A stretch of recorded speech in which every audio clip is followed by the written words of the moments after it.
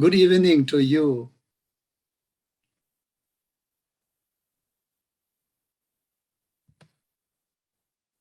Okay. Can you hear me? Okay, wonderful. Yes, Tashidele, hello to all the venerables and everyone.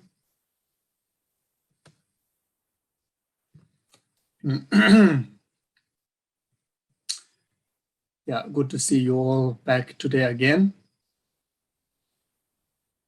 Yeah, so we will start with setting up a correct motivation of altruism on the basis of refreshing our refuge in Guru Buddha Dharma Sangha while reciting the refuge and Bodhicitta prayer and the prayers of four immeasurable thoughts. We also make a salutation to Guru Shakyamuni Buddha and our lineage Guru while remembering the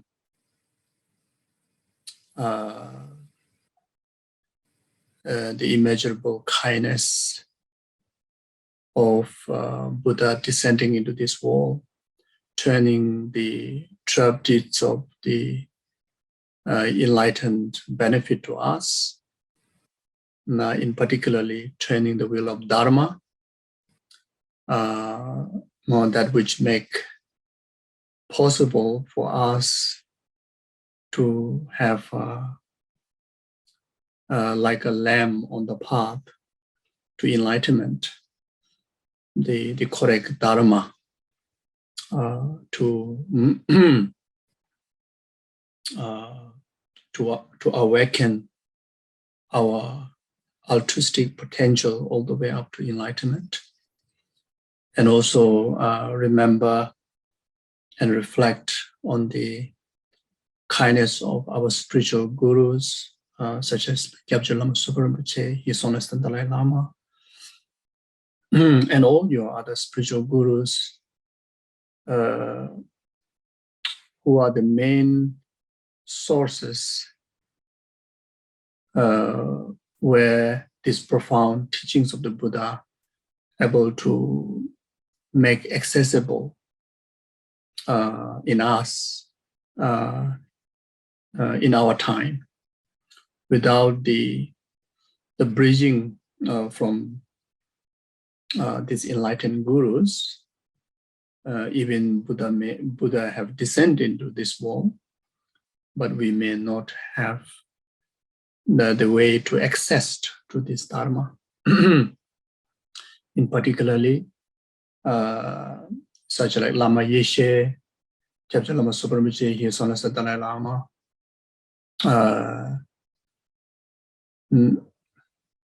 especially put immense of effort finding way to channel the Buddha Dharma into Western world. So that's very obvious to all of us, isn't it? There are so many great Indian Pandits that exist, like such as 17 Pandits, including like Nagarjuna, Lama Atisha, Shantideva, and there are so many great Tibetan Kadamba masters like Geshe Zopa, including Lama Tsongkhapa.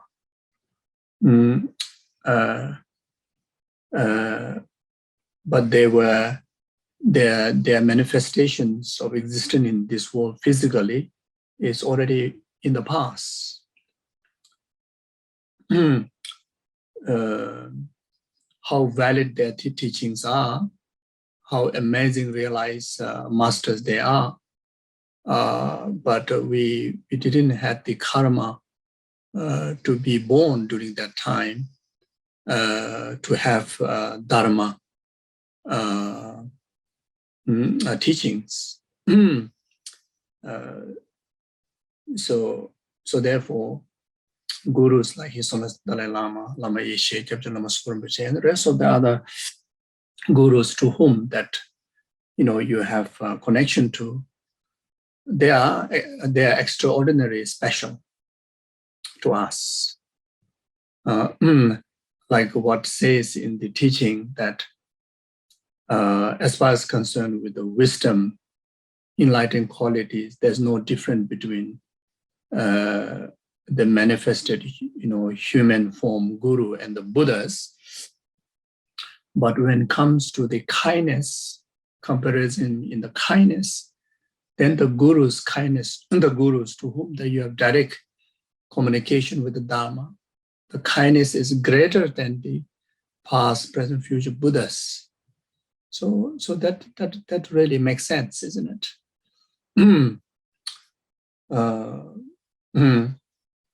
Yeah. So therefore,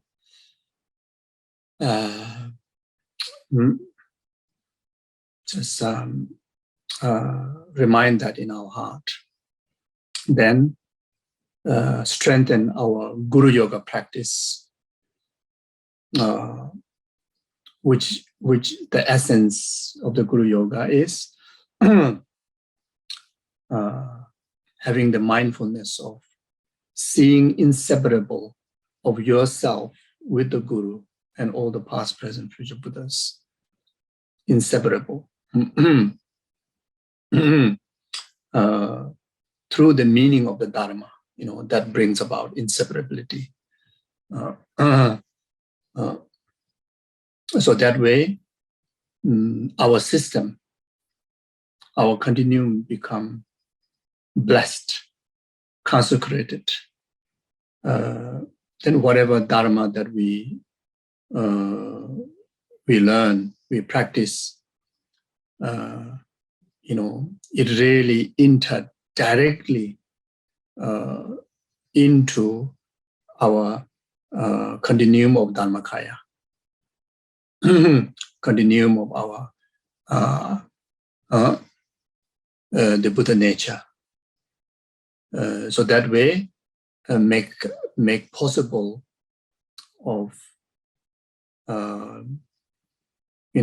make possible of even enlightenment within this very lifetime, within this very cushion, also possible in that way. So that's the very way is the Guru. The very way is the Guru Yoga. So like that. Okay. So you can meditate like that.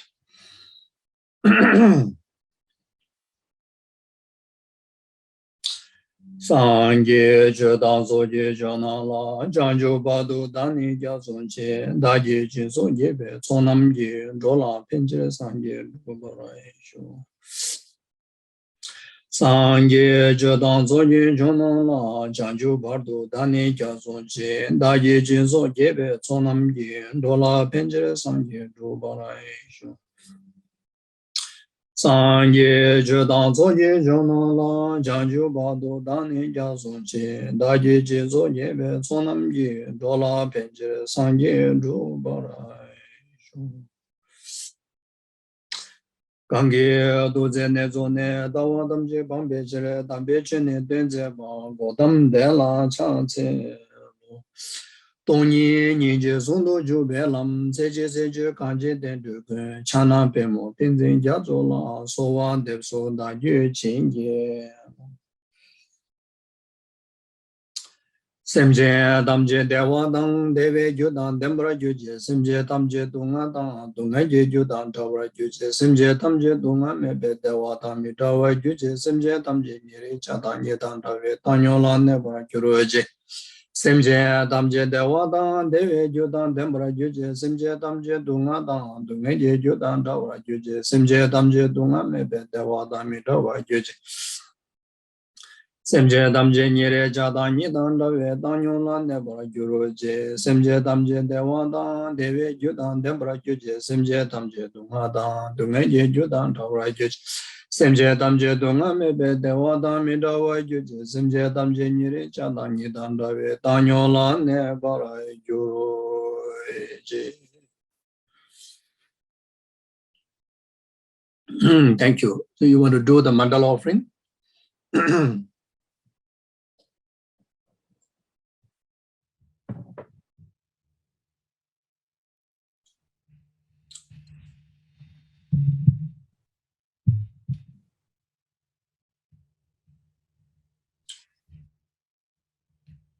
This ground anointed with perfume, strewn with flowers, adorned with Mount Meru, 4 continents, the sun, and the moon. I imagine this as a Buddha field and offer it. May all living beings enjoy this pure land. O holy and perfect pure Lama, from the clouds of compassion that form in the skies of your Dharmakaya wisdom, please release a rain of vast and profound Dharma, precisely in accordance with the needs of those to be trained. Idam Guru Ratna Mandalakam Niryatayami.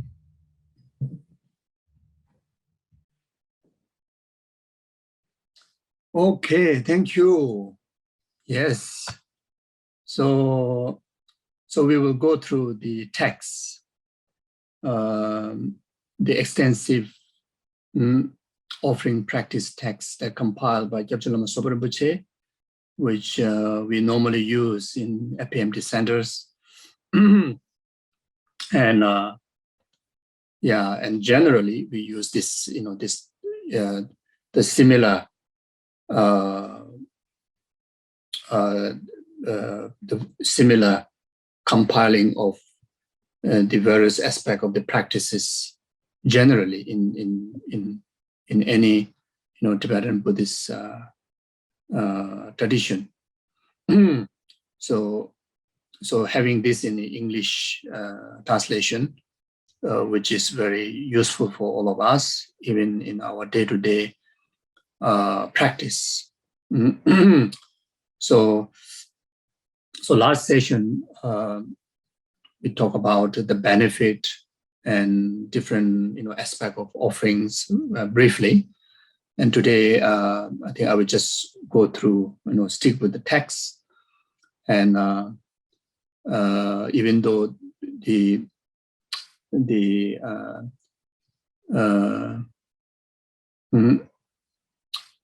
what do you call the Rinpoche's recommendations, Rinpoche's the notes relation to different part of the practices are very, very elaborate. Usually Rinpoche make it very elaborate. It's almost no need to do any commentary, but then just for us to have more how to say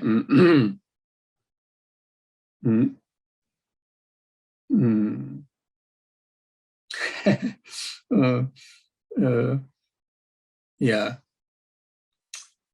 so don't know what to say.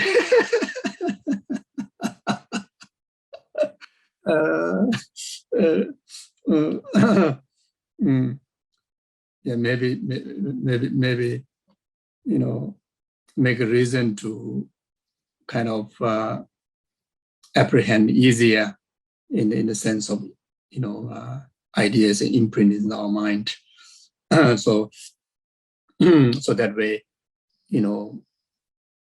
even without the text, we be able to perform those extensive, meaningful practices, reflecting on the meanings.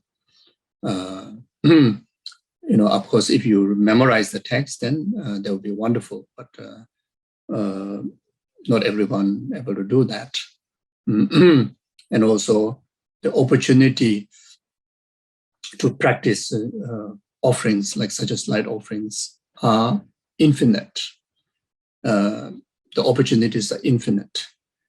But then if we stick with only the text, then sometime when we don't have text in our hand, then sometime we miss the opportunities, Like right now here, I have a bright sunlight. So, but if I wait to find the text, even that one moment, I will miss out the opportunity, isn't it? Your side, those maybe in the evening, the light in your house, maybe in the evening or afternoon, I have no idea.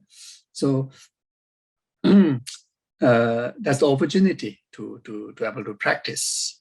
So as long as we apprehend the main idea about the offerings, then we have plenty of opportunities. And these opportunities are so precious, as the title here put, in the text, it says, a practice to accumulate the most extensive merit with the light and other offerings. In last session, we discussed about the benefit of the offerings, and also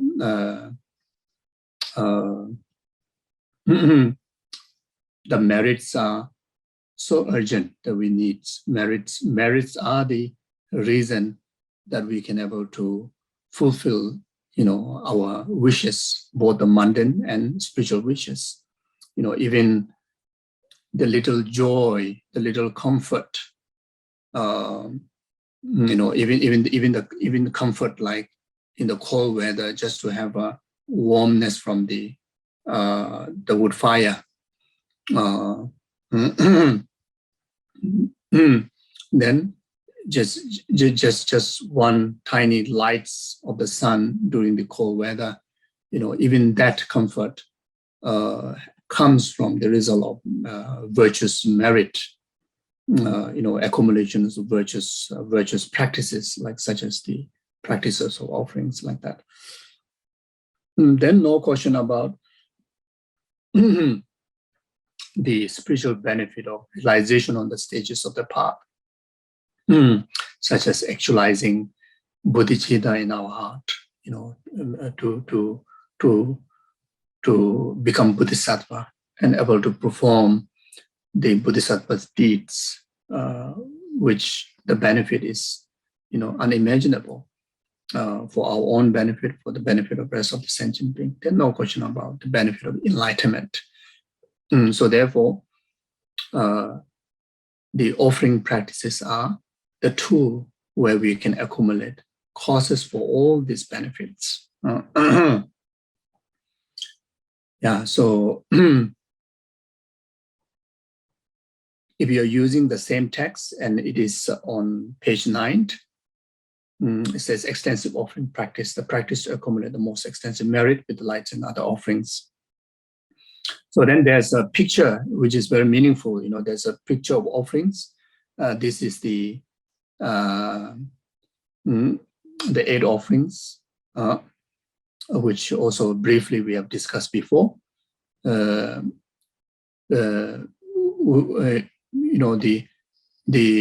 practice of making 8 offerings in the center in your home, which can be very beautiful as well as very meaningful. To have such offering on your altar if you have. If not, just setting up that on the table. Even if there's no holy objects like pictures, statues, but just setting up this 8 offering, even just on the table, going to be so beautiful, because the combination of this 8 type of things come together, it looks beautiful. Especially if you arrange in the very nice, offering bowls. You can use crystal bowls. You can use the traditional water bowl, water bowls that made out of gold, silver, copper. So the traditional one, most of the time you can see engraved, carved with the 8 auspicious signs, and that itself is a very meaningful offering. You can find in India and Nepal, and now in the West, in the centers, you may have available to buy them. There's 8 auspicious signs. It's a long story, legendary story about the 8 auspicious signs, so we don't have to distract there now. So then 8 auspicious sign, almost everywhere you can see, to create the auspicious atmosphere, auspicious events, auspicious, bless the environment, the basis, the places, whether to do with, the monastic practices or even general, virtuous practices. So auspicious signs are very, very useful, very meaningful. So this tradition very much emphasized by the earlier Tibetan masters. And in Tibet, almost everywhere you see auspicious signs, and everywhere they practice auspicious sign. When you invite, gurus and sanghas, holy beings, even the I would say the walls will be covered with auspicious sign, either drawings, painting. I would say, drawings, or with the arrangement with the flowers, or with the Christmas light types, or whatever. In Himalayas, they even use the wheat flour to draw on the very sticky, smoky, wall, dark wall. Draw an auspicious sign with that. Then, that draw in the ceiling, on the wall, then even on the floor where the lamas would walk. The floor would be filled with auspicious signs, like that. So it is a very, very wonderful ways to present, the grand and auspicious reception when your gurus comes in your way, or when you invite holy objects like statues, or even a picture, even a like thumbnail size of satsa that you're inviting at home. Auspicious sign, displaying an auspicious sign could be one of the grand welcoming in creating auspiciousness like that.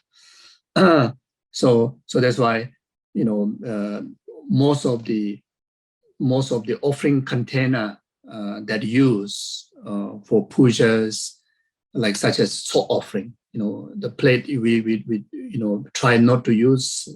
Of course, we can use any plates, but if we have opportunity, try to use the material itself is something to do with precious gems like gold, silver, coppers, brass. All these are regarded as a precious gem, that which again, material side, it has its own very deep meaning, bringing impact of healing possibilities, like crystal, etc.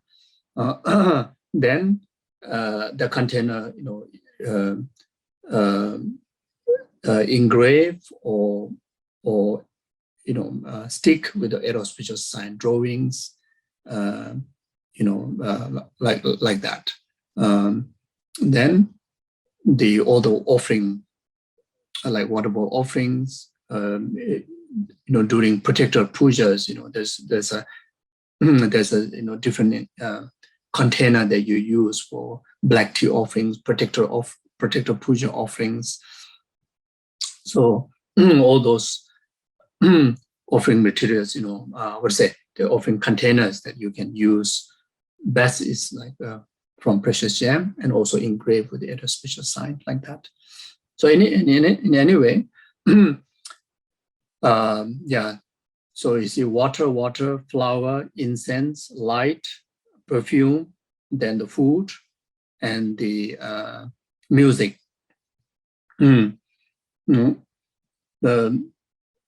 If yourself, very busy traveling around the world, but at home then you have this altar and holy objects, and you want to, always want to make offering, even though you are not available every day to do that, then you can get like a mineral water that which, have a properly sealed, and best, if possible, if you can have that in a like glass bottle, then the plastic bottle, if you can have in a glass bottle, if properly closed, then the water you can offer that.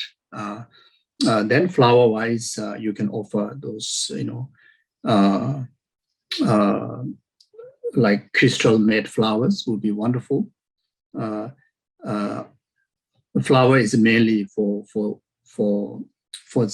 eye senses, so it doesn't matter what material you use as long as it's beautiful, seeing in the form of flower, was in the image of flower.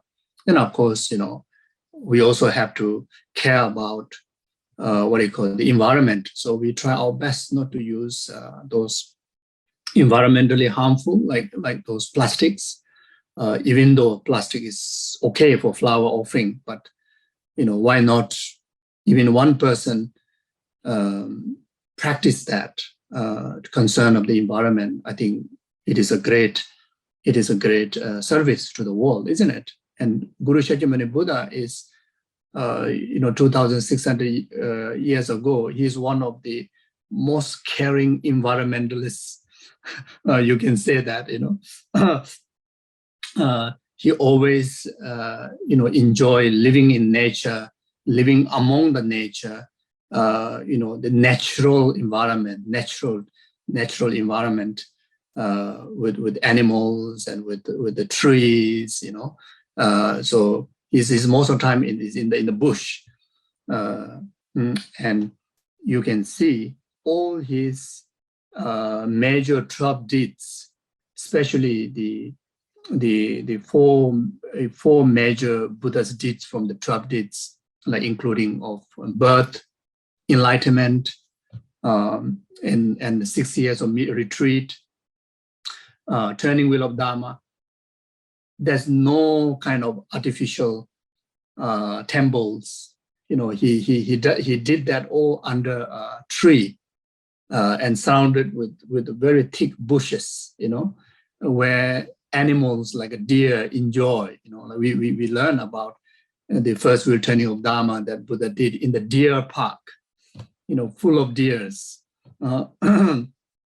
So from there we can see that Buddha is really into conservation of the natural environment. So we as a practitioner, some more Buddhist practitioner, I think we can contribute to this concern, at least through our daily practices. So yeah, like that. Then for the incense, not necessarily you have to use this traditional incense. Even I think I have mentioned about the meaning, that contained within the traditional Tibetan incense, like 6 medicinal herbs and 6 different kind of precious gems. But then, as long as you can use something purifying, beautiful, healthy perfume, a smell that comes from natural ingredients like sandalwood, yeah. But I think from the Tibetan medical point of view, the sandalwood, if you have very high wind element, like have difficulty in sleeping, very hyper, then sandalwood is actually regarded not so good. With the sandalwood, it's not so good for very high wind problem. So again, if you buy the incense, you can also refer to the ingredients. Some of the incense, they specifically don't add sandalwood; they rather add other ingredients. So anyway, just came in my mind, so just share with you. But there are many hyper people, isn't it? And that hyperness could be maybe high wind. So I think you have to be careful. And sometimes we get mistake, After I burn the incense, my energy was become, full. Maybe not necessarily. Maybe your wind energy was activated more because of sandalwood. So anyway, yes. Then it's not necessarily have to burn. You can just put one stick. Like juniper tree, a juniper plant is so good. You can use that as an incense. Then the light, any, as long as illuminating effect that comes. It could be candle, it could be butter, it could be, again about the butter light. I can't control myself distracting. So butter light, again from a vacant point of view, butter light is not good. Butter comes from cow, which again have to be mindful. And honestly, the animal products are it's really something that we need to think carefully. It's a really destructive for the animal, isn't it? But in Tibet, in Himalayas, butter lights are so important and it's meaningful. That is very much from the point of view of generating merit for the cow. Those people that who bring their cows butter to the temple, if you sit down with them and say, what is your ultimate motivation of bringing your cow butter to make a butter light offering, and maybe 99% of the answer would be that I need to accumulate merit for the cow. I want cow to be enlightened.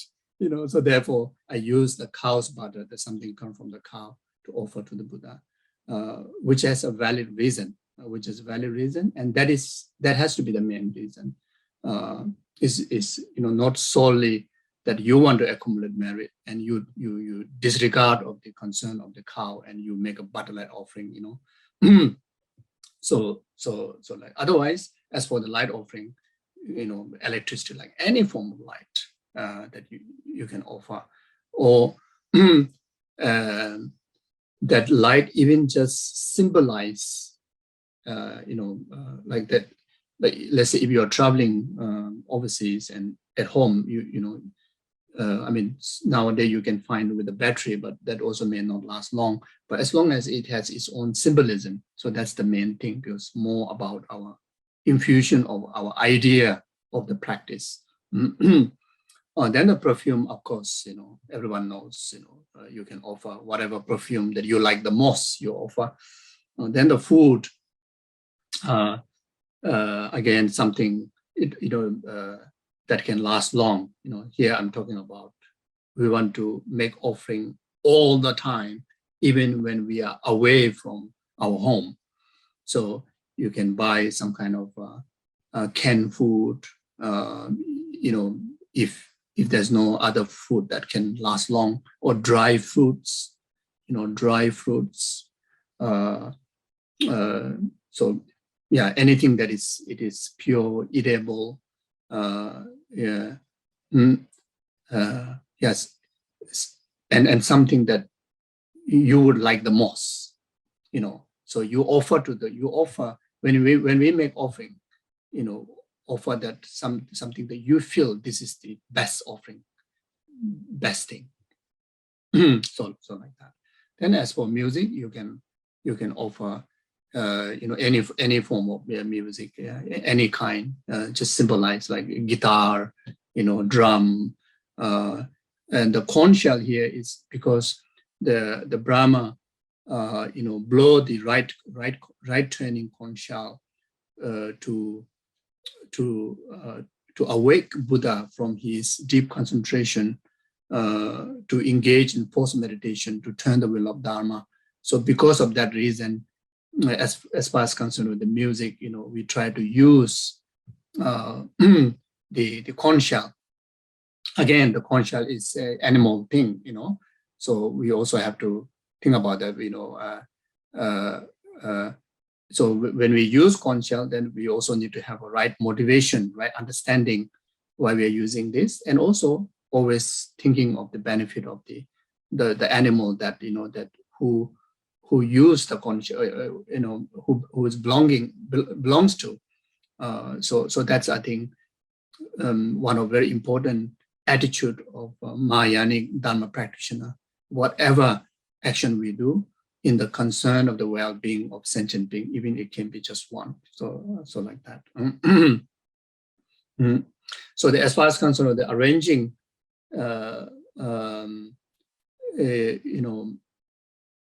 if you want to arrange the traditional way in this, what you see in the picture in the straight line, then there are a few practices of the closeness of the two offering, not to be completely touched, and not to be so further away from each other. Again, there are a lot of meaning in that. So the gap between the two offering of the two bowls is the gap size of barley grain, the fat barley grain, not the thin one, the fat barley grain. So you can use that. Yes, roughly something like that. And in the teachings, they emphasize if it's too attached, attached to each other is kind of there's some kind of karma that that accumulate. Not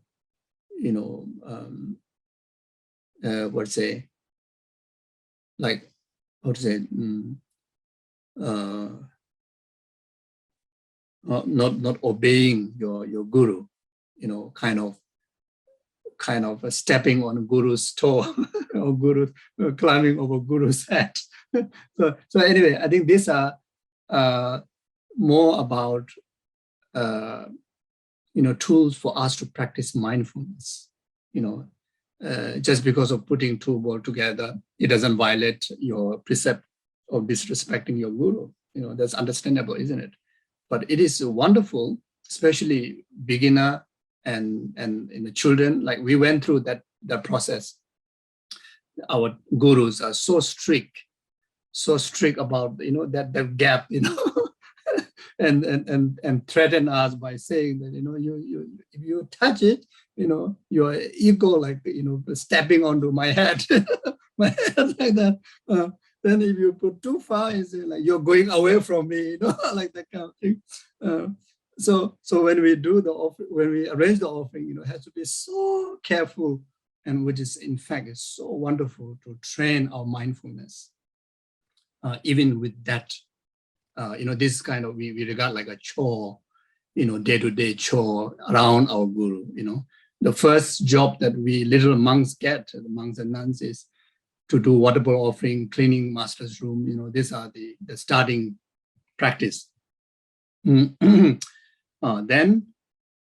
not to make sound like when we wash or clean the bowls, and also when we arrange, sometime accidentally, it touches each other and makes sound. Then the guru would say that if you make sound, you disturb you disturb Buddha's meditation. But it's nice. It's wonderful way to discipline the beginner. Yeah. So if you do gently, quietly, Buddha can able to meditate, without any interruption. It's actually so nice, isn't it? So that kind of like build imprint in our head that it's almost like Buddha is everywhere in the room, somewhere, even though at that stage you may not be able to see your guru as your Buddha, isn't it? You may think, that little monk may think, I used to think the guru is so nagging, guru always nag on you, guru is very, very, very, how to say, is not an easy person, everywhere lecture you, correct you, always like, this is not right. This is it's like for little monk is very noisy, So, but at the same time, that invisible kind of Buddha is like, oh, he may be everywhere, he may be there, So I have to be careful. So it's very good training. So anyway, so there's a saying like that. Then when you pour the water, you cannot pour so rush, so with a full force. You also cannot pour interrupting in between, like, pour a little bit, then again, like, not like that. It's, say, pour very, very thin line, then in the middle, thick, then end with a thin line, and without making sound. Without making sound. Oh, that's not easy, but it is so wonderful to train your concentration. It is so wonderful, At least within that period of just getting arranged 7 water bowls or the 8 water bowls, you really get a very concentrated meditational training of mindfulness. You see, so like that. Then also the fullness of the water that you put, cannot be overflowing, cannot be too low. Again, the measurement is the size of the fat barley grain. So just to get that point is not easy. Exactly, that point is not easy, because usually you offer that in a guru's room, and guru is the one who stay, all the time in the room, most of the time in the room, and whole throughout the day that like I share my own experience. If I'm rushing somewhere, rush to go and play football, or rush to go and watch movie, so I rushed, just pour.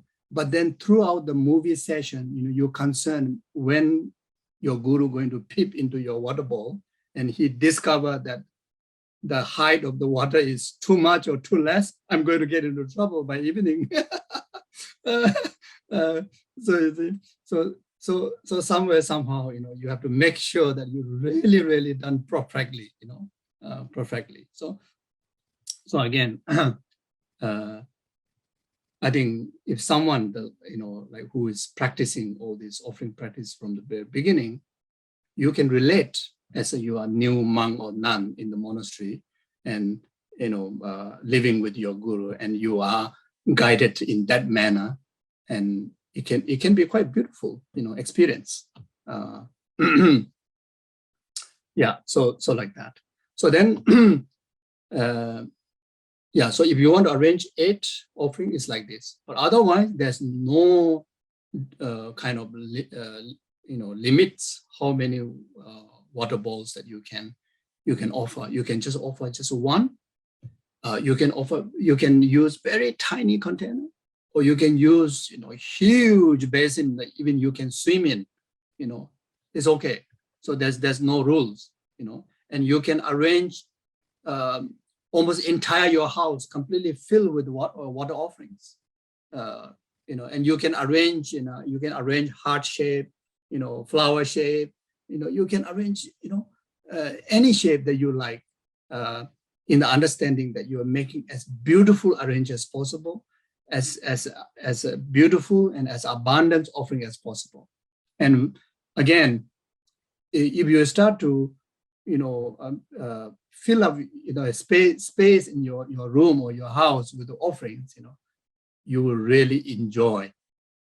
You yourself is the first person you start to feel so beautiful. Your house is like abundance, and it's kind of, you just feel your heart completely filled with sense of fulfillness, like that. So about 3 years, around 1995, I used to travel with Kyabje Lama Zopa Rinpoche. About 3 years, I was one of his attendant. So my main job is to do all the offerings.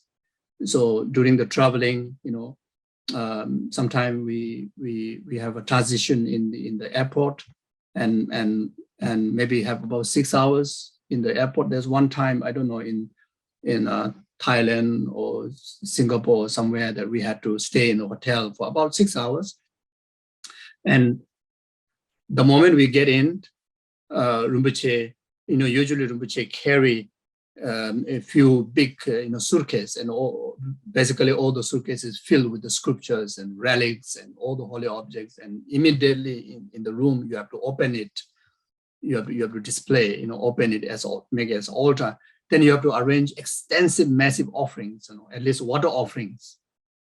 So just that one incident, an example that we have to request,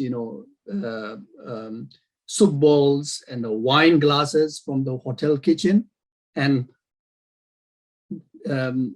we have to arrange the offering until that is a time for us to leave. It's about 6 hours of 6 hours of time for us to stay, and it's so many that until that is not finished making offering, that time we have to wrap up, because since we mess up, I mean in our ordinary way we mess up the room with so many offerings for the. So we have to clear it. Otherwise, we may be blacklisted next time in that hotel. So again, we have to take down, and we have to, help to return back, and it's like all those 6 hours is very much like Rinpoche, himself, do circumambulation in the room, set up a table, the holy object, as many of you may already know, that then Rinpoche start to, do circumambulation of that, or he start to do prostration, or sometimes he start to help with the offerings. So like for us is, no chance to sleep, no chance to rest. Basically, our time is completely occupied with the offerings. So anyway, but then, yeah, I mean, even that time, even though we feel tired, but deep in our heart, a lot of bliss in our heart, and just simply because of, we are busy with the offerings.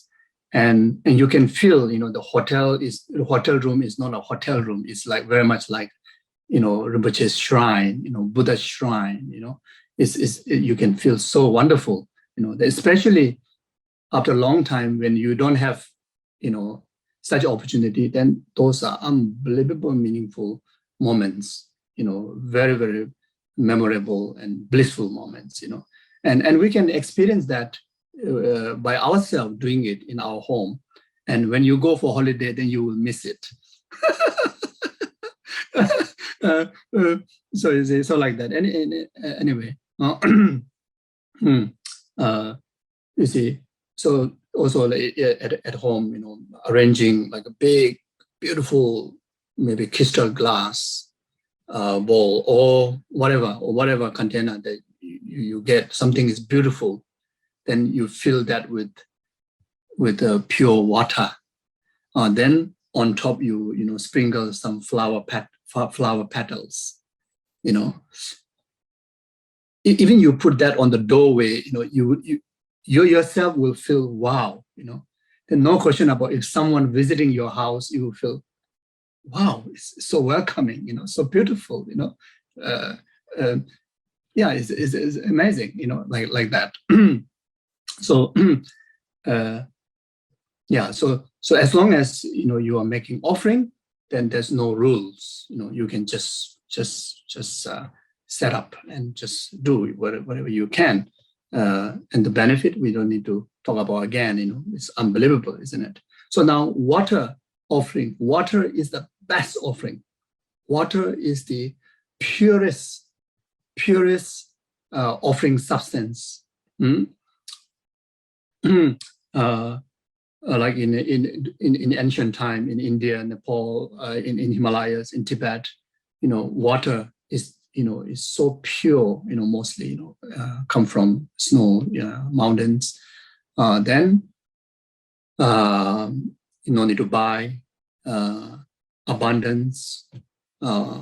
So one of the key element of making generous offering, the practice of pure generosity.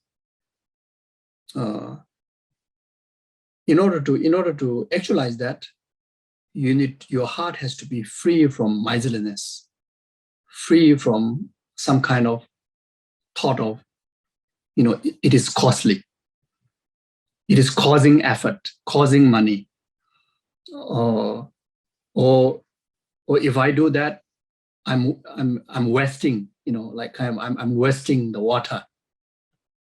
I'm wasting the offering, or yeah, it's something like that. So you need to be, your heart has to be completely free of stinginess, miserliness, and your heart has to have the heart of abundantness, a heart of completely genuine sense of gift, genuine sense of, generosity or offering.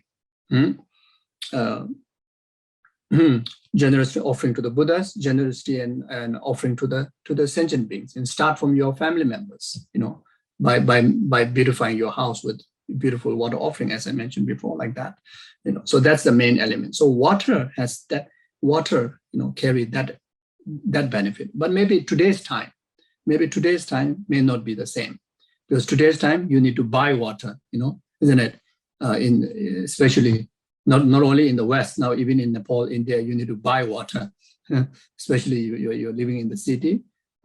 So the water is not as the best offering substance that we used to regard in the past. But in any way, comparison with other things in today's time, maybe water is still one of the best substance. So now you see,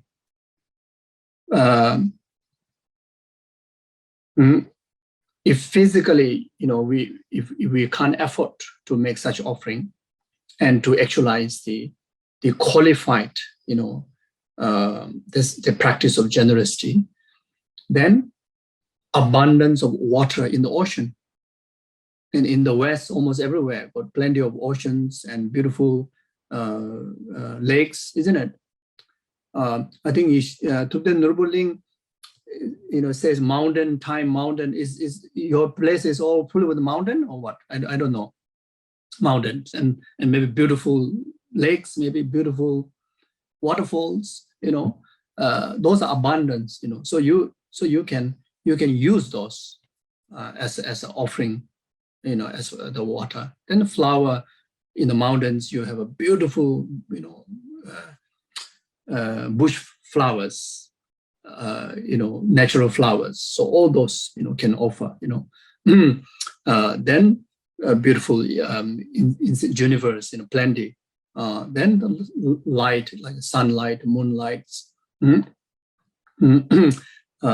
the perfume smells and the food, in the wild, there are so many abundance of berries and fruits, etc. Then music, there's abundance of music, nice, beautiful sound from birds, the sounds of the wind, sounds,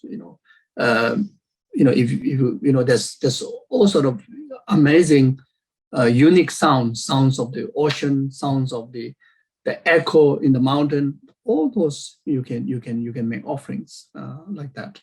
In Shantideva's teaching, have emphasized all these varieties of objects that you can use as offering.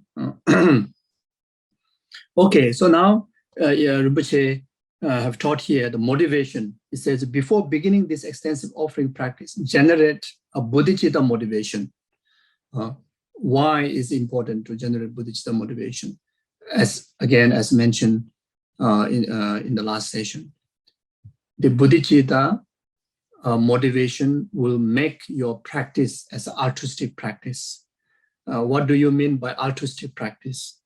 The altruistic practice meaning the practice become cause for the numberless sentient beings' enlightenment. It become bodhisattva's conduct. Altruistic practice means it become bodhisattva's conduct.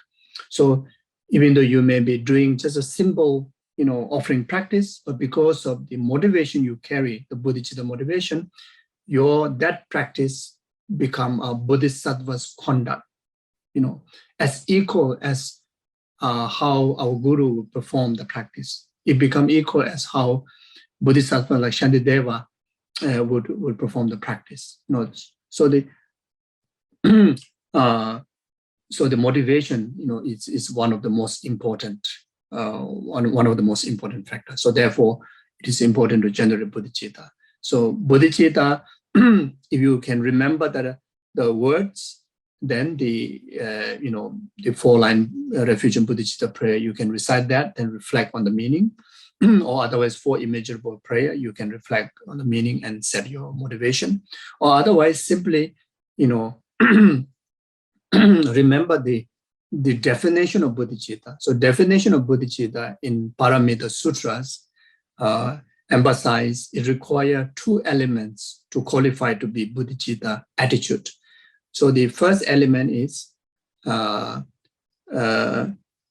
actualize or cause or actualize numberless sentient beings in the state of full enlightenment. Then the second attitude is, in order to do that, then I must achieve a state of full enlightenment. So the first attitude is focusing on the enlightenment of sentient being, numberless sentient being. Second attitude is focusing on your enlightenment for the benefit to fulfill the first attitude. So so that is the definition of bodhicitta. That is a definition of what means altruism. So for the benefit of numberless sentient beings' enlightenment, may I actualize state of full enlightenment. For that purpose, I'm going to engage into light offering. For that purpose, I'm going to offer the waterfalls as offering to the Buddhas. So that is called the bodhicitta motivation. Then Rinpoche says, if you are doing as a specific offering practice other than that of the light offering, then substitute the appropriate words between the parentheses. So there are, you see, from the 8 offering, there are different mantras to each offerings. And you can choose to, if you are making specific offering, then you can repeat the mantra of that particular offering again and again, to multiply it. So such as light offering, Pybe or Pushpe, they also recite as a Pushpe, or also recite as a Pybe. Pushpe is more close to Sanskrit pronunciation. Pybe is what the Tibetans would recite, that Sanskrit mantra. So so there's a two way of there are a few ways of reciting this. Om Pybe Ahum is Om Pybe Ahum. So when you say Om Pybe Ahum, you see Om Ahum is already in there. Om Pybe is what's it? Oh, sorry. I make a huge, unbelievable mistake. The Pybe is a incense offering. The light offering is alonke. Sorry, alonke. Alonke. The alonke. Yeah. So yeah. So Om Alonke Ahum. It's a Om Alonke Ahum.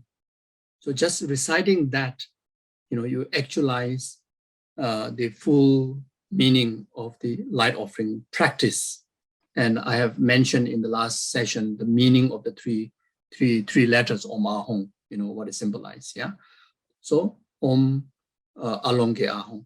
Another way is Om Vajra Alonke Ahum. So Om Vajra. So you put a Vajra in it. So indestructible, unexhaustible. The actualizing of the offering. So that's symbolized from the word of Vajra. So Vajra is symbolism of undestructible, unexhaustible. The Vajra also symbolism of method, the bodhicitta itself. Then when you join the Vajra and Om together, Om, singularly, Om symbolizes wisdom, the emptiness. Vajra symbolism of the method, the bodhicitta. So the union of wisdom and method. Then you actualize the benefit, the benefit of the offering. So Om Vajra Alongke Ahung. Then that you can also conjoin with the lotus mudra mantra. So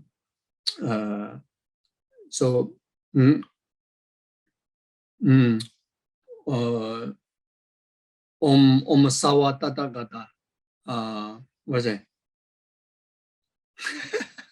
Oh, no, I'm confused.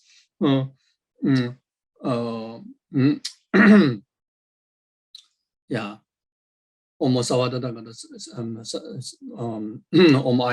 Om Aya Tare Sabari Wari. Yeah, Om I. So here, you can, there are, in the medicine Buddha practice, so when there's offering, before the offering, there's a line. Then in the Thara Puja, in the Guru Puja, Protector Puja, so all the different practices of the rituals have the offering practices, and it attached with the lotus mudra mantra, like such as Thara, Om Aya Tare Sapare Wari. Om Aya Tare Sapare Wari. What's it? Om Aya Tare Sapare Wari Alonge Ahum. Om Aya Tare Sapare Wari Alonge Ahum. You see. So anyway, don't worry. You can refer to the different pujas, and from there you can get that. Now this also can expand even more longer version. So no need to go through it. There are quite a number of words there. So, and this offering, you can also conjoin with the actual performance of the yoga mudra. So the 8 offerings that you can, I think many of you already know the 8 offering mudras. 8 offering mudras. So the 8 offering mudras, you can just simply do the actual offering mudra, or you can conjoin with the lotus mudra with each. So the lotus mudra is simply making up of lotus. Like lotus would be like this, isn't it? Petal, lotus petal cover like that. So similar. So simply like this. You see. So just go one round. So then conjoin with the offering. Here we are talking about light offering, and the light offering is like this. This like symbolized as the whip of the light, like this. So like this. So Om Ayatare Sabare Wari Alonge. So Alonge, like this. Then Ahum. So anyway, I think I have a recording in the somewhere in the YouTube, 8 offering mudra, and there are plenty. There are plenty. I think Rinpoche may have also the YouTube video where we're teaching these mudras. So when it comes to mudra, so there are 2 major mudras that you, in accordance with the classes of Tantra, the high circuit tantric classes of the mudra, and the action or the Kriya Tantra, the yoga of the mudra. So such as an example, like Yamentaka is like an example of high circuit tantric deity. So the which we usually use when we do Guru Puja, when we do protector pujas, then Chidamani Thara pujas. So we use the high circuit tantric, the classes of the mudra. Then the action or the Kriya Tantra, very much like the Nyungne, when we do fasting retreat, Chenrezig retreat, Chenrezig practices. There we use the Kriya Tantra mudra. So there's the basic is same, but then the actual mudra has a little bit of different in the gesture. So all this, I think, when you go and attend the physical, pujas and at least the puja Vajra master and the chant master, should know all this ritual aspect, and the rest of the fellow members, watch and learn, like ourselves, we go to puja, we learn from there. So just for imprint, show, say, Om Ayatare Sabare Ware Argam. So this is food, Argam. So the gesture is, we also do a little bit like this, please have it like that, Argam. Then Tade Zang Soha. Om Ayatare Sabare Ware Padam. So like Padam is like washing the feet. When you wash the feet of the Buddha and the king, we pour water a little bit and just rough like that, isn't it? Padam. So Om Ayatare Sabare Ware. Then it goes on. Pube, flower, pube, that is so. Om Ayatare Sabare Ware. Tube is incense, tube, that is also. Om Ayatare Sabare Ware. Alonge, that is also light. Om Ayatare Sabare Ware. Gende, the perfume, like you touch the perfume, then you apply on the body. Along Gende, that is also. Then Om Ayatare Sabare Ware. New day. New day is a food offering. New day, that is also. Om Ayatare Sabare Ware. Shabda, the music is like a drum. You're banging the drum like that. And if you are using with the Vajra and bell, then you hold the Vajra at the right hand, the bell at the left hand. So you can hold like this. Then you use the mudra like this, And when you use the mudra, usually in the paramita around your heart and within your, the chest length, we don't use so far like that, So just with above the navel, below your somewhere at the heart. So in between there, so you use the mudra. So Omo Ayatare Sabare Ware Aragam Tadi Zang So Omo Ayatare, so like that, So for the music, then you ring the bell. When you ring the bell, you hold the Vajra around the heart level, pointing out like this. Then ring the bell around the navel area. Then you can also use Damaru. The certain practices, not necessarily Damaru, but certain practices you can use Damaru. Like in Guru Puja, you can use Damaru. So Damaru you hold here, then you bang like that. So anyway, so then whatever offering that you okay. So yes. So this is, I'm just trying to emphasize what Rinpoche says, each offering that you can insert the specific mantra, So so the light offering, you can keep reciting Om Alonge Ahong, Om Alonge Ahong, Om Alonge Ahong. So whenever you see light, Om Alonge Ahong, like when first time in the house, when you on the light, you want to make your house light as a light offering. Then the moment you on is Om Alonge Ahong. When you first, open your window curtain and see the sunlight, Om Benza Alonge Ahong or Om Alonge Ahong. So like that. So so especially like electricity, these days very expensive, and just used for light for ourselves to see things is it's very limited meaning. As a practitioner, we have all these tools, so we can utilize the home light offering, light as a light offering. Then so meaningful.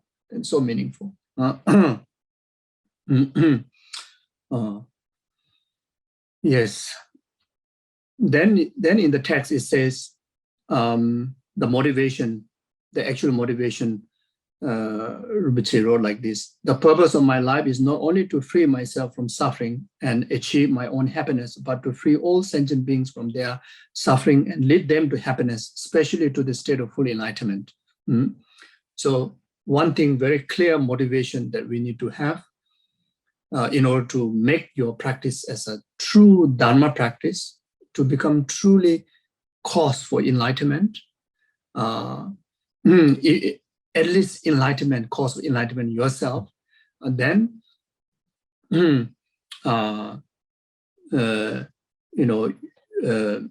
we don't do the practices in the concern of this very lifetime's benefit.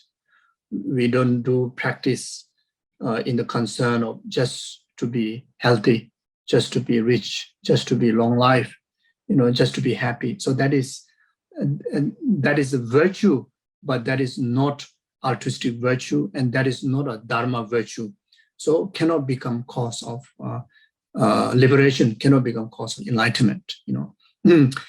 So that's what here Rinpoche meaning. The understanding is that I'm not doing this only for my own happiness. I'm doing this for rest of the numberless sentient beings' happiness. You see, so there's altruistic attitude is there. At the same time, selfless attitude is there. Yeah. So like that. So we have to dedicate beyond this lifetime's benefit. So by doing so, whatever benefit that we wish for this lifetime, such as good health, long life, all this come by the way. So then. Rinpoche continues to say, I myself must first achieve full enlightenment. For this reason, I myself must first achieve full enlightenment. So this is the two attitude, the element of the bodhicitta mind. The definition I emphasized before earlier is talking about the second element. Then the latter is the first element to qualify to be altruistic mind, the bodhicitta. Then it says, to do this, I must complete the two merit, the merit of virtue and the merit of wisdom. So in order to achieve full enlightenment, you need to create a causes for that. So the enlightenment state is the combination of the wisdom body and the form body. The form body, the wisdom body has to be result of the merit of wisdom. The form body has to be result of merit of method, or merit of merit of method, which is the merit that you accumulate through love, kindness, compassion, bodhicitta, etc. The merit of wisdom that you need to accumulate through cultivation of wisdom of selfless, wisdom of emptiness. So therefore, therefore, in order to achieve enlightenment, I must complete the two merit, the merit of virtue and merit of wisdom. That is referring for that. So therefore, it says, I'm going to make charity of this light offering to sentient being, and make offering of this light to the merit field. So for that reason, I'm making this light offering to the merit field, Buddha, Dharma, Sangha. There's a convention, the ultimate object of merit field and refuge, and conventional aspect of merit field and refuge field. The ultimate is the ultimate, the omniscient, the wisdom and omniscient altruism. The conventional, the object of merit field, object of refuge and merit field are the statues, the pictures of the holy beings, the sculptures, the stupas, whatever that you're displaying the offering in front. Those are the object of merits, conventional object of merit field. So that's from the object side. From the subject side, to actualize the conventional, the creation of the merit of method, the conventional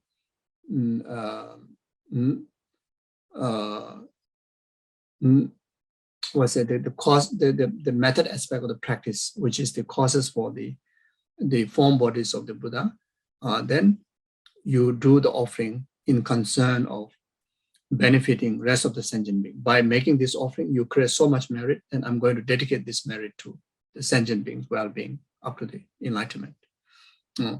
Then the wisdom aspect of the attitude is understanding the offering that you make and the object where you're offering, and the person that you yourself who is making the offering, understand it in the nature of selfless, in the nature of emptiness, like that.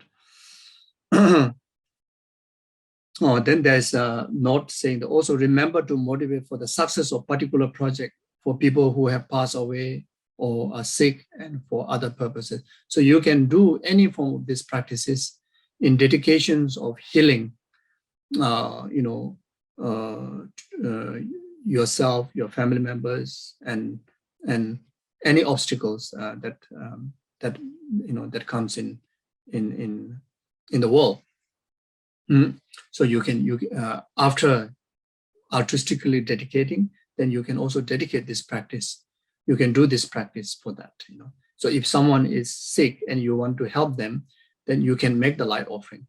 You can arrange the water offering. You can engage in any form of offering, dedicating to heal the person from the diseases, and you can also do that. You can also perform any of these offering practices in dedication if someone passed away, to overcome the suffering of death, suffering of intermediate state, and suffering of rebirth, and actualizing them in the state of pure land and enlightenment. So you can dedicate this practice. You can also dedicate all these offering practices to clear inner outer secret obstacle for any project that you do, any project that you do, and to have all the conducive conditions and actualize the maximum ultimate benefit from the project that you do for the success. So you can engage in these offering practices. So it's a very advanced practice that you can use to bring benefit in all sort of fields, like that. Then after that, in the text, it says blessing the offering. So it says that bless the offering by reciting Om Ahum 3 times. If you are making light offering in particular, light the candle or switch on the electric light as you recite the mantra. So Om Ahum. So the meaning of Om Ahum already explained before. So the moment you lit, the moment you lit, without delay, beneficial to recite the offering mantra Om Ahum. So here, if you have a vase like this, offering vase like this, you can easily can get, anybody can own, even in the lay family. Traditionally in the Tibetan and Himalayan family, almost every family have one of this, the vase. So in the vase, usually filled with the saffron water. So again, saffron itself has a natural purifying and healing component. Then using the peacock feather and the kusha grass. So peacock feather and the kusha grass both has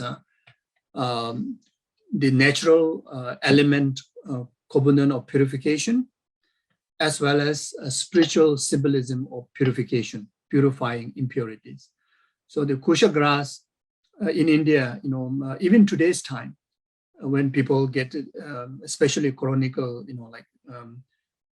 diseases that impacted by elemental spirits or contagious like skin diseases, they go to skin disease as well as like charm, bad mouth, criticisms. People go to the kusha grass field, they lie down there, they sleep on the kusha grass. So not only superstitious, but the natural impact also occur physically to purify, impurities. So that's why in almost in all rituals of Buddhism, both Indian as well as Tibetan Buddhist tradition, use the kusha grass very frequently. You may see on almost everywhere, especially during initiation, you see that, and all the pujas you see that, because almost every puja you have the vase. So whenever there's a vase, it comes with the kusha grass and the peacock feather.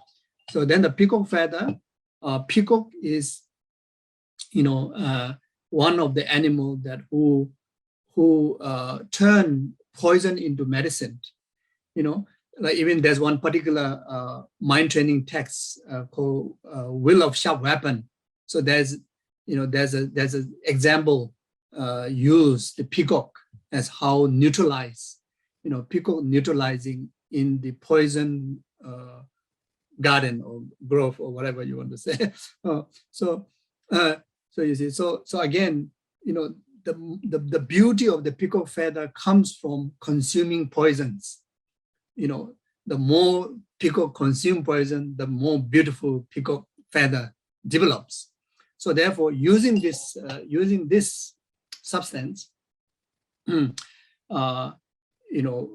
the natural phenomena as well as the spiritual, the understanding, it bring about transformation from negativities into positive.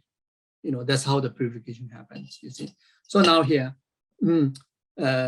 just the mantra Om Ahom already mentioned how it purifies and how it turned into a nectar. So while reciting the Om Ahom, then you get the water from the vase. Then it's a Om Ahom. So you can just sprinkle on your offering. If it's food, it's a Om Ahom. If it is light, Om Ahom. So any offering, you can do that.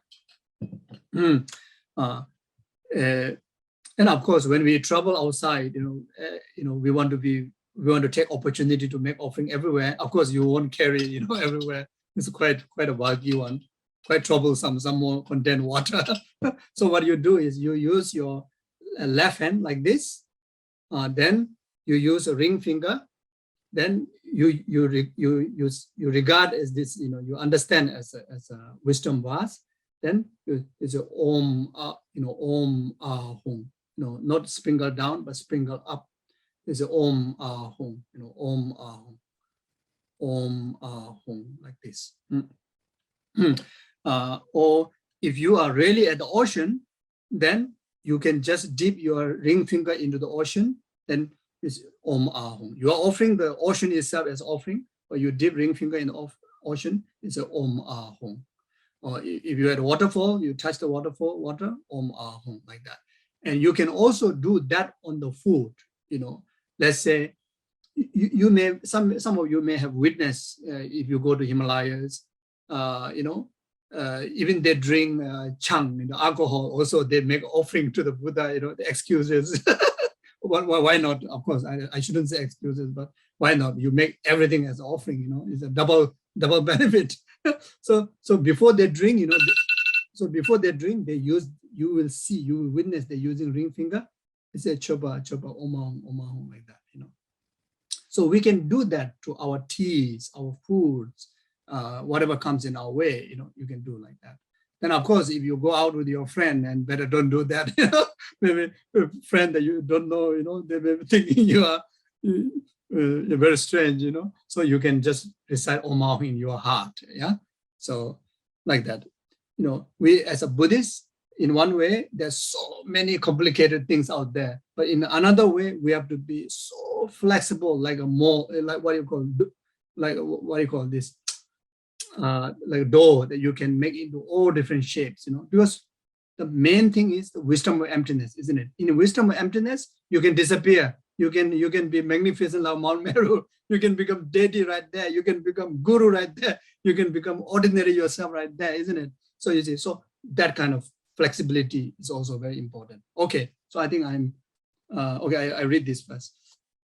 So then it says, in general, if you don't bless offering immediately, possessing spirit can enter into them, and then making those offering can create obstacle for you and damage your mind, or Buddha. So in the case of making light offering that have been possessed by Sebu Chikpa, you will fall asleep without control when listening to, reflecting on, and meditating on the holy Dharma. Similarly, if you don't bless all the other kind of offerings, various possessing spirit can enter into them. So this is a similar story that I mentioned before, how our guru will make sure that we do the practice as extensive as possible. But in another way, it is also true. It is like that. It's not because of, it is, you see, so we have to understand correctly. Otherwise, people may think, I better don't do offering at all. Otherwise, if I forget blessing, the spirit will possess me, So not to be understand like that. Just making offering, comparing off making and not making is definitely beneficial, isn't it? So while making, you can achieve maximum benefit. In order to achieve that, then you do as proper as possible. But otherwise, just simply not doing it, it causes spirit harm. Doesn't really mean like that, you see. And the main meaning is that because of lacking of merit, our mind always get controlled by negative emotion, so our mind become very dull, you see. So that's the main meaning. So when you get such kind of practices have such a benefit, acting as an antidote to overcome all those negativities, then if you don't do, means you already have that spirit of past delusion, past karma, that will continue to impact you. So I think good to understand in that way, good to understand it. Like we talk about, once you receive initiation, if you don't practice, you will go to hell. Then what's the point of receiving initiation? It's so dangerous. I better stay away, because I'm quite likely we're going to break the samaya, then directly sent to the hell. It's like quite scary, isn't it? So there's another way of understanding, proper way of understanding. It's not because of after receiving initiation, then you didn't follow the precept, then only you go to hell. No, we already have abundance of karma to go to hell. So if when you meet the antidote, you practice properly, you have a chance to overcome that right away. If not, then your past karma is the one that, since you're not purified, you will lead to the hell realm. To be understand that way, So anyway, yeah. Okay. So.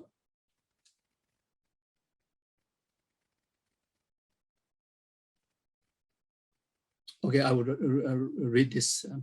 Making charity to the sentient being of the sixth realm. Think that you have received this offering through the kindness of all sentient beings. To counteract the thought that the offering belonged to you. Okay, I think here I can make some commentary, so we can do that in next session. So I think I will stop here. Thank you. If you have time, you want to have question and answer, we can do that. Otherwise, if you have any other programs, we can stop here.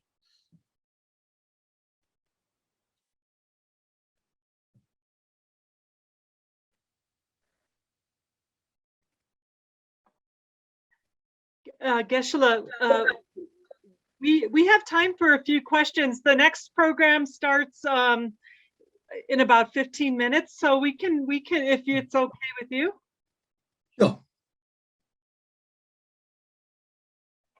Please. Christine, go ahead. Oh, thank you, Geshe. I'm so enjoying this. I'm so enjoying this course. It's helped me to refine my offerings a lot. It's a specific detail on the water bowls. Did you say that they're to be filled in terms of how high you put the water? Would you say that again? I missed it. Is it one barley grain from the edge? Yes. Yeah. Yeah, roughly like that. That's a lot. That's hard. That's hard. Yeah. That's hard. And what happens if the water spills like on the altar, which kind of happens sometimes? Oh yeah, again, there's a yeah. I'm like, Yeah, what do you do when it spills water on the water? not up to the standard is Not, I'm working great on it. poverty, overflow, then the you exhausted the merit, just Oh no. merit can't remain in you, that kind of. So anyway, I think all these are tools to just to discipline us. So I think you just do. I mean, like even for our own drink, if we, honestly speaking, if just give half a cup of coffee is not nice, unless, I mean, nowadays fashionable, there's just a sip, is very nice like that. But usually, it should be full cup, isn't it? But if overflow of the coffee, also not nice, isn't it? Okay. I think it has to be a very kind of like, yeah, I think it's more about the idea of making as if Buddha, as if, Buddha is in person receiving your offering. So how would you offer? Oh, okay. You don't want to offer something is not abundant, is not enough.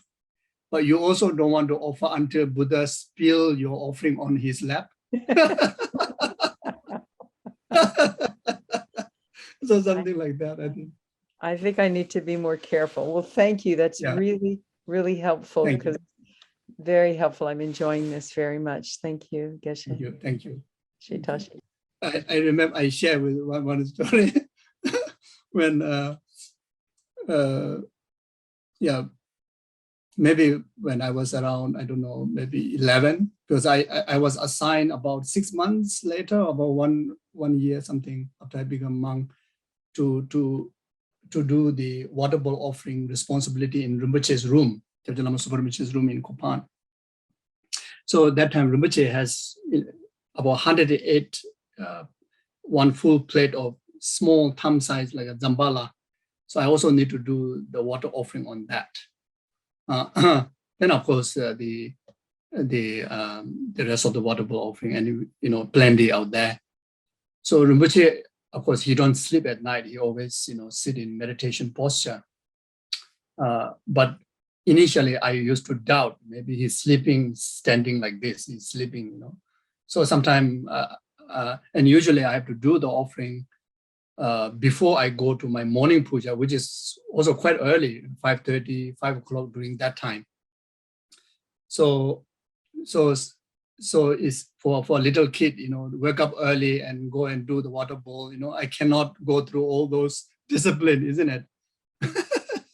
So I assume, Rinpoche is sleeping. He won't see and he won't hear when I make noise, when I spill things here and there, Then so there's a many times, shocked me.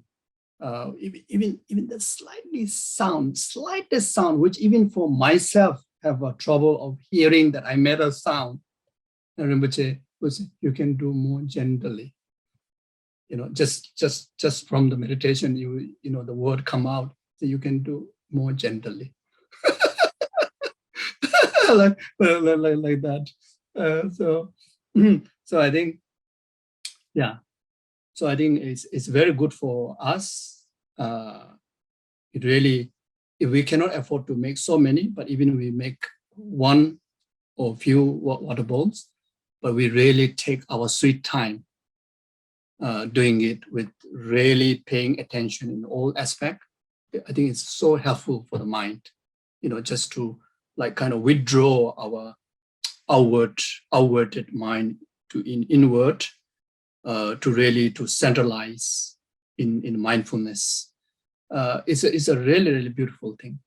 Yeah. And is the best time to do the offerings in the morning, early morning? Oh, this is a good question. Good question. Yeah, you must clarify this. So there are many ways. Kyabje Lama Zopa Rinpoche, he want to make offering 24 hours. So he don't encourage to take down the water bowl offering or any offering, in the noon time. So I have to make offering until to the next next day or next time when you go to make the offering, right there. Just general traditional way, you offer, best you offer before sunrise or around sunrise, or at least in the morning, and you take down before sunset, or at least in the noon. So very strict traditional one, they try to make the offering before sunrise, or at least arrangement of offering finish before sunshine to your house. Then take down before sun go down from the mountain. So at the moment myself, I follow Rinpoche's way. I try to put there as all the time, and whenever I get opportunity next, I offer. And within one day, when you're free, I take down 5-6 times. Basically, you can offer, you can take down, you can make offering, you can take down to practice. So there's no rule. But is it okay to leave them overnight and just do them every morning, or they should be taken down? I'm doing that. Rinpoche would do that. Okay, thank you. That's quite good easy for us also. For the late, for Rinpoche it's different, but for me it's a bit lazy, So it's quite good. Okay. Amanda, you're next. I have a question from last week. Last week you talked about how you can make an offering of delusions, for example, and I suppose ignorance and so on. And I didn't quite understand how that works, how you can make an offering of something negative. And I wondered if you could speak about that, please. Yeah. So basically offer everything, including delusion, understanding that best way you can do is having some basis understanding of emptiness. So in emptiness, there's no inherent delusion, there's no inherent impurity. You see, so that is our own side of attitude. And another thing is, for Buddha, Buddha only perceived pure. In Buddha's wisdom, in Buddha's eyes, does not perceive any impurities. You see, so in understanding that, everything is pure to Buddha, and you offer the delusion also with the good reason, because you want to purify the delusion. You see, you saw the limitation of delusion. So it's a very, very profound practice, and even there's a verses to do that, but just in understanding you can do this offering. Then especially in high Sukhi tantric practice, like even our this contaminated body, we make into chair offering, talk offering to the guru, talk offering to the deities. So those are similar concept. So the main element is emptiness, and also understanding the Buddha's own capability and your intention of that you want to purify. So whenever we have this idea of I want to purify negativities or delusion, that alone is that itself, actualized virtue. Thank you. Thank you.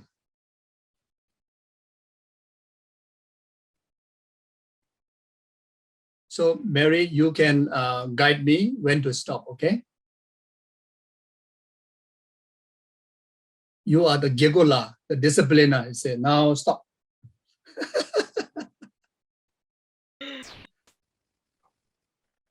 Are there any more questions? We have time for one more question. And if not, Geshe, we can share the closing prayers. Okay, thank you very much. Yeah. Okay, yeah, so we dedicate this collective merit from this session, and also the merit that accumulated by individuals in the past, in the present, and including of those merit that we're going to accumulate in the future, and also the merit by rejoicing in all the past, present, future Buddhas. May this merit be complete cause for numberless sentient beings be free from oceans of samsaric suffering and discourse of karma and delusion, and actualize perfect enlightenment. May this collective merit be a complete cause this pandemic to be overcome, or the cure be most effective, and also may this collective merit be a complete cause, or the frontliners, including of those anyone that who is offering care and service to the needy one, could be in hospital, could be at home. May they always enjoy good health, long life, and fulfill all their aspirations accordingly. May this collective merit be a complete cause. All the world leaders of organizations, and who leads a family, and yourself who lead your own life, be free from all the negative emotions, and actualize full of wisdom of selfless, emptiness, attitude of loving kindness, compassion, so that anyone under their leadership can able to enjoy virtue and peace. May this collective merit be a complete cause for all the good people in this world, like His Honesty Lama, all your spiritual gurus, and yourself, your family members. Always enjoy good health, long life, and fulfill all your wishes accordingly. May this collective merit be a complete cause.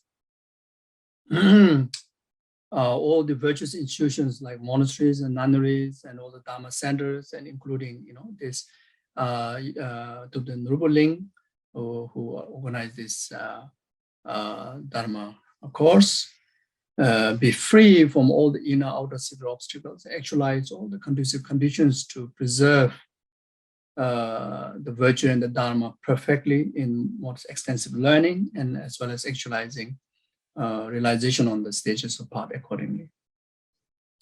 May this collective merit be complete cause, and may we be able to practice all the virtues, then in particularly practice of Ngondo, such as the offering practices, just like our precious gurus like Geshe Zopa Rinpoche and all the past Buddhas and Bodhisattvas, and able to bring immense of benefit of happiness to all beings. Then we understand that ourself, the merit, and the purpose we dedicate all lies in the nature of emptiness. Janjo Samjo Rinpoche Maje Panam Jeju Kewani Bam Mebayon Kone Kundu Pewacho Tony Tawa Rinpoche Maje Panam Jeju Kewani Bam Mebayon Kone Kundu Pewacho Rimye Tawa Rinpoche Maje Panam Jeju Kewani Bam Mebayon Kone Kundu Pewara Sho Kanrera We Kowe Shingan Pendan Dewa Mali Juweni Cheresima Tenzi Jajo Shabe Side Bado Tenjo Tupzo Chanchi Jangu Jawe De Zinjo Pewe Kunsu Dobo Choso Kowe Leme Tuduba Dazo Deje Gondo Shabden Sho Chuzolame Kuzera Dejinanga Chile Chuju Yamana, Losan Tembe Drame Sasum. Dove Mozeda do Jeju Yawagundo Yandala Mada Drame Chuji Palavanji Sadalam, Doje Changi Comba Yudo Show.